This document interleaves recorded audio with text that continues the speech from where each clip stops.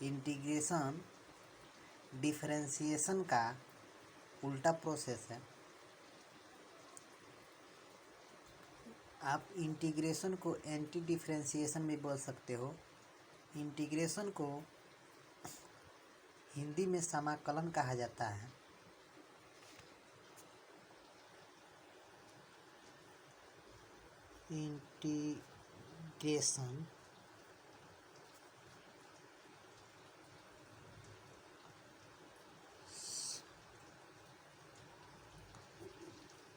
Integration को समाकलन कहा जाता है। इसे आप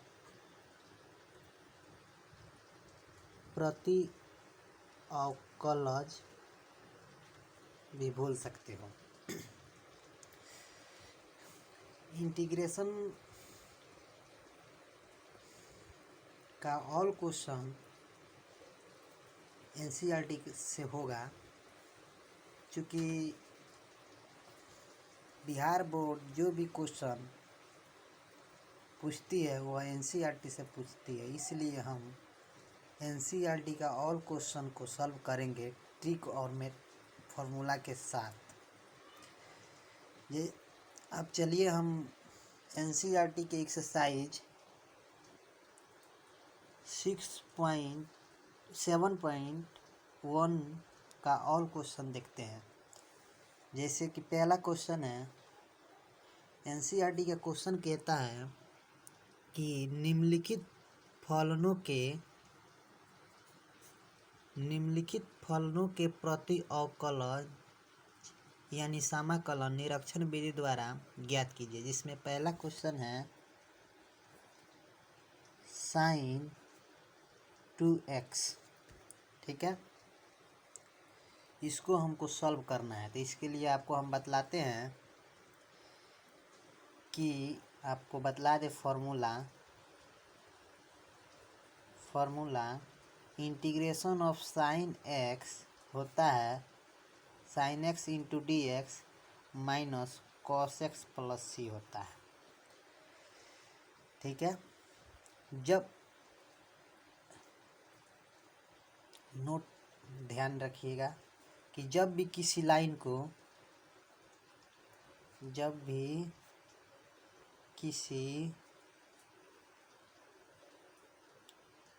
फंक्शन को लाइन से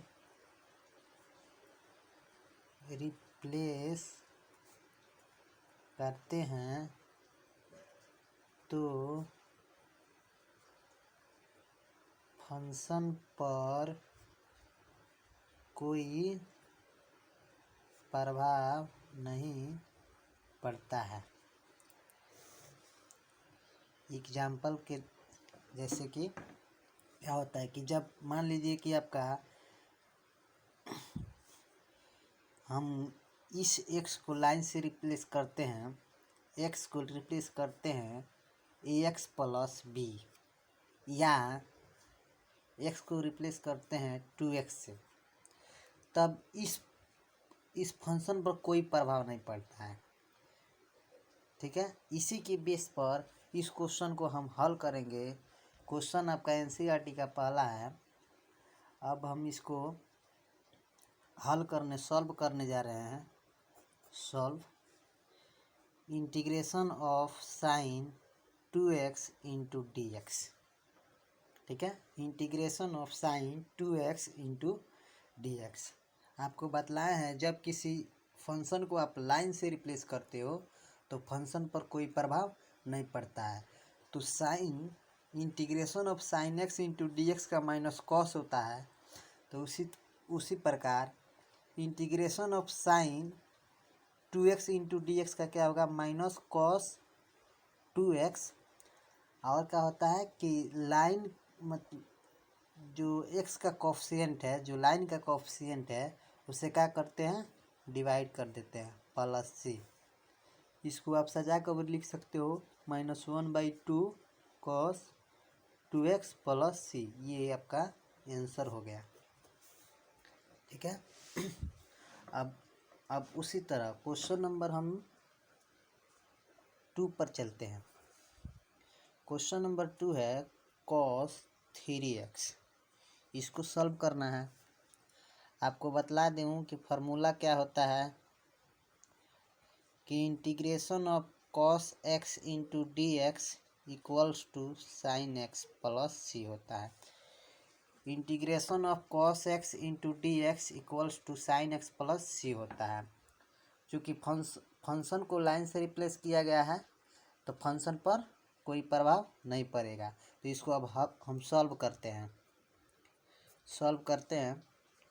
integration of cos 3x into d x, अभी बतलाए हैं कि integration of cos x into d x sign x होता है। तो कितना हो जाएगा, साइन 3x, अब x के कोफिशिएंट से क्या कर देते हैं, डिवाइड मार देते हैं, डिवाइड मार दीजिए, प्लस सी। इसको आप सजा कर लिख सकते हैं 1/3 साइन 3x प्लस सी। ये आपका आंसर हो गया। ठीक है,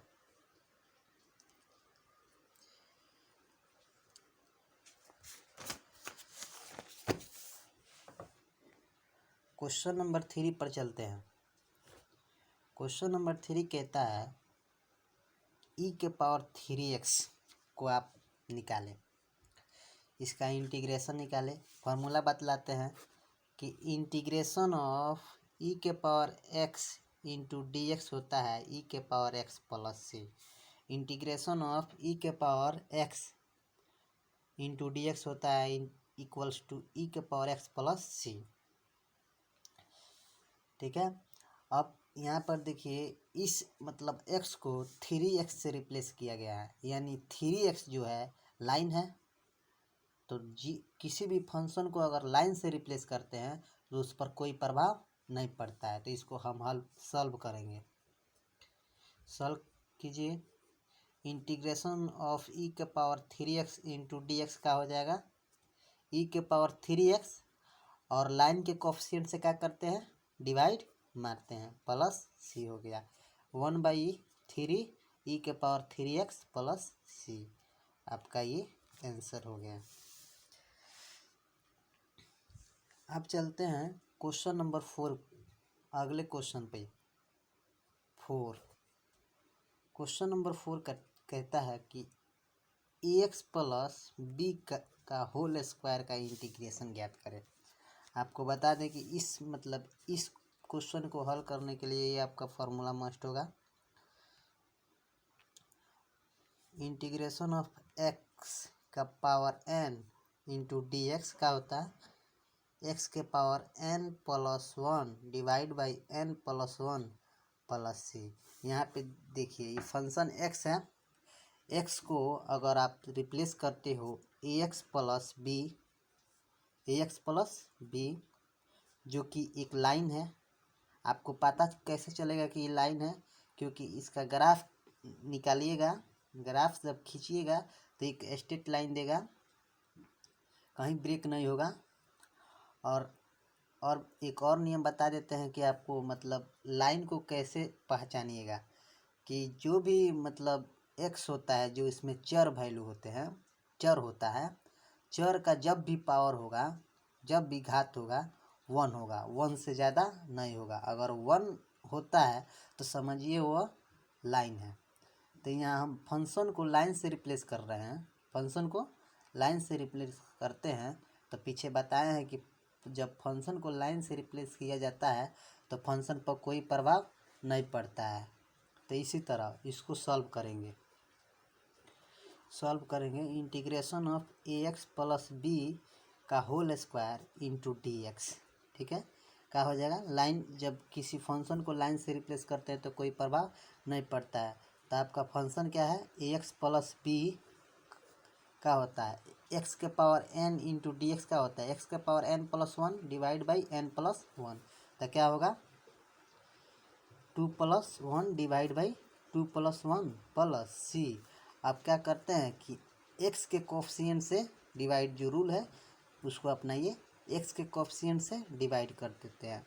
क्या हो जाएगा, ax प्लस बी का पावर 3 हो जाएगा, आई कितना हो जाएगा 3a प्लस सी। ये आपका आंसर हो गया। अब चलते हैं नेक्स्ट क्वेश्चन है आपका फाइव नंबर क्वेश्चन है कि sign 2x minus 4e⁻³ 3x, ठीक है, e⁻³ तो आपको बतला दूँ कि इंटीग्रेशन नोट कर लीजिए, integration of u plus minus v into d x equals to होता है integration of u into d x plus minus integration of v into d x होता है। ये कब संभव है? जब u and v are function of x, तभी संभव है जब ये दोनों फंक्शन x का होगा।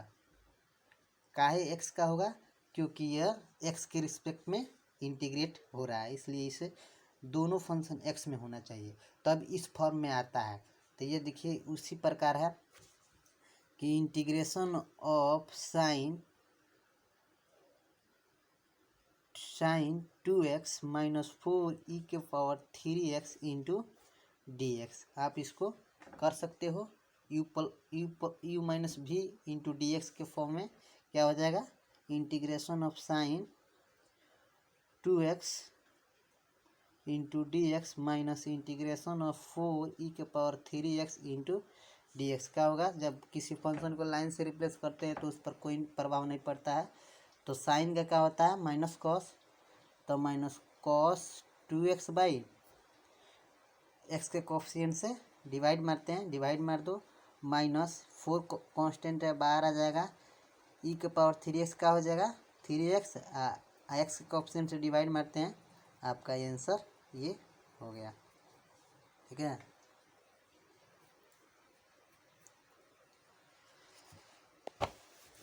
अब चलते हैं क्वेश्चन नंबर 6 पे। क्वेश्चन नंबर 6 एनसीईआरटी का है, कहता है कि निम्नलिखित फलनों को ज्ञात कीजिए, निम्नलिखित समाकलनों को ज्ञात कीजिए। क्वेश्चन नंबर 4 है कि इंटीग्रेशन, क्वेश्चन नंबर 6 है इंटीग्रेशन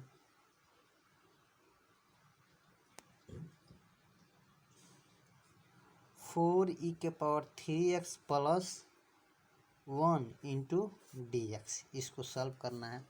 आपको बतलाए हैं कि जब फंक्शन होगा integration of u plus v into d x, तो क्या होता है? Integration of u into d x plus integration of v into d x कब होगा? जब u और v दोनों क्या होगा? एक ही, मतलब x का ही फंक्शन होगा, तब जाकर संभव है। तो उसी प्रकार इसको आप तोड़ सकते हो, integration of 4e⁻³ into d x plus integration of 1 into d x.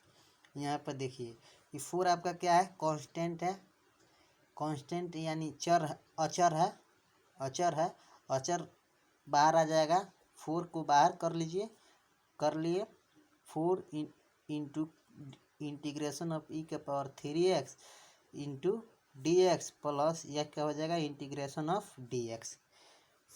4 तो 4 रहेगा ही।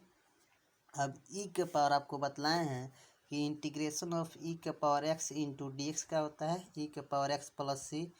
आज जब फंक्शन को लाइन से रिप्लेस किया जाता है तो उससे पर कोई प्रभाव नहीं पड़ता है, तो यह क्या हो जाएगा? e⁻³ लाइन के कोफिशिएंट से क्या करते हैं? डिवाइड मार देते हैं, प्लस इसका क्या हो जाएगा?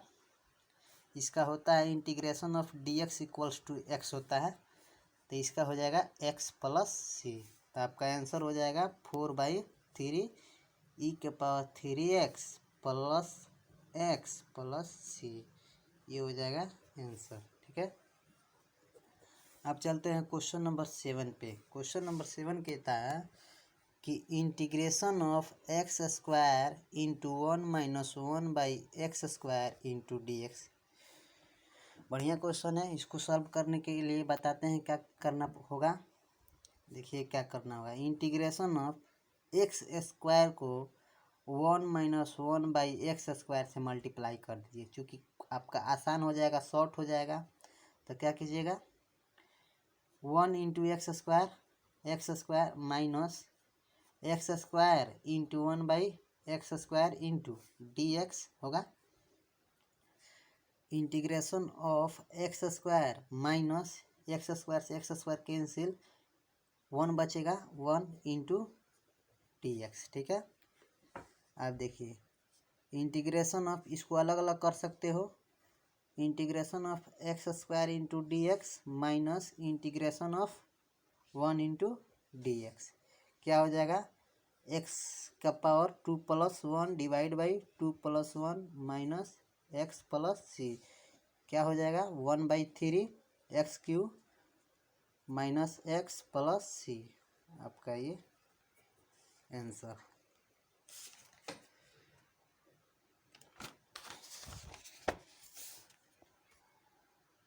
क्वेश्चन नंबर 8 पे चलते हैं। क्वेश्चन नंबर 8 कहता है integration of ax² plus bx plus c into dx, इसको सॉल्व कीजिए। तो सब फंक्शन आपका मतलब जो भी इसमें 3 फंक्शन है, ax² bx प्लस सी 3 फंक्शन है, तो इसको अलग कर सकते हो। Integration of ax² into dx plus integration of bx into dx plus integration of c into dx कर सकते हो। अब यहाँ पर देखो ये आपका क्या है, कांस्टेंट है, कांस्टेंट को बाहर ले लिया जाता है, हो गया। तो बचेगा a into integration of x² into dx plus b constant है, बाहर कर लो, b into integration of x into dx plus c constant है, बाहर कर लो, इंटू इंटीग्रेशन ऑफ dx होगा। अब देखो ए इंटीग्रेशन ऑफ x² आपको बतलाया है कि इंटीग्रेशन ऑफ x के पावर n इंटू dx क्या होता है, x के power n+1 divide by n+1 plus c होता है। ठीक है, तो उसी फॉर्म में है, तो क्या होगा x² 2x का power 2+1 divide by 2+1 plus b x का पावर यहाँ पर 1 है, तो 1+1 divide by 1+1 plus c, integration of dx का होता है x प्लस सी, कितना हो जाएगा a/3 इंटू x³ होगा plus b/2 into x² plus cx plus c. ये आपका आंसर हो गया।